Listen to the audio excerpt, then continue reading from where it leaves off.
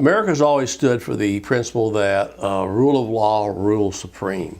There are no kings or power elites in America, supposedly. We the people, that's how the Constitution starts out. Supposedly we run the government. But what's happened, that no longer really is the concept by which our government runs. There seems to be a power elite in Washington. This is really apropos when we look at the Bush administration's authorizing of torture. There's a lot of hubbub now over and controversy over whether or not Barack Obama is going to release the 2,000 photos that were taken of torture victims.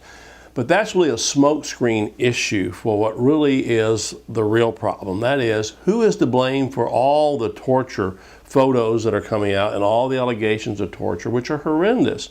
Who's to blame and who should be held responsible? Major General Tacuba, who has actually investigated the torture that happened at Abu Ghraib, said that right now he doesn't see the point of releasing the photos. They may have some illegal merit. At that point, Major General Tacuba is actually focusing on what we really need to be focusing on, and that is, should someone be held accountable for what happened in these alleged photos and all the other things that are coming out, including sodomizing of children by American troops, raping of women, down the line. I mean, just horrendous things.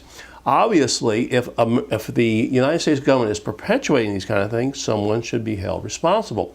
President Obama has said he's going to hold the military personnel responsible who perpetuated these alleged torture of detainees and other people under American custody. But I think that's hypocritical.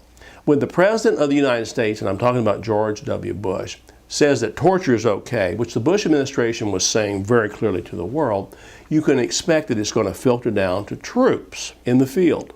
In fact, George W. Bush, Dick Cheney, the people working in the White House that knew about the torture, including people in the State Department, the Pentagon, that knew about this, violated every international treaty against torture. And these are all treaties the United States have signed on to, and they become part of our Constitution. The Constitution says if we sign on to a treaty, it becomes the law of the land. There's even federal law on the books, United States law, that doesn't even relate to treaties, that clearly outlaws any kind of torture, even mental torture. It's 20 years in prison if you torture somebody and you're an American and you're acting under the color of law in the United States. And it's life imprisonment if someone dies from the torture. Even the courts in this country, the United States courts, have held that all the types of things we've seen happen at Abu Ghraib and Guantanamo were in fact torture and wrong. And believe it or not, waterboarding is torture. That's an issue that if you don't agree with it, you need to study. The point here is that ignorance of the law is no excuse. Bush can claim, I'm not a lawyer, I didn't know the law, or whatever he might say, but George W. Bush, Dick Cheney, and all the people that worked in the White House took an oath of office to support and defend the Constitution and the laws of the United States. So ignorance of the law is no excuse. What should be done here?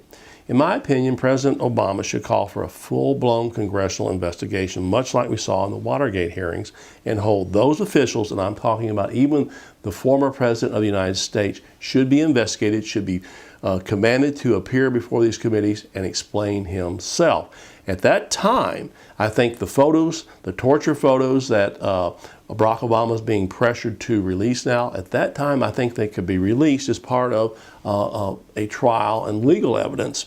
What this will show the world is that we're not just releasing photos for sensationalism, but we're actually holding the people accountable in a legal trial. And that's the whole point here. The point is America stands for rule of law, and even the President of the United States is under the law. He's not above it.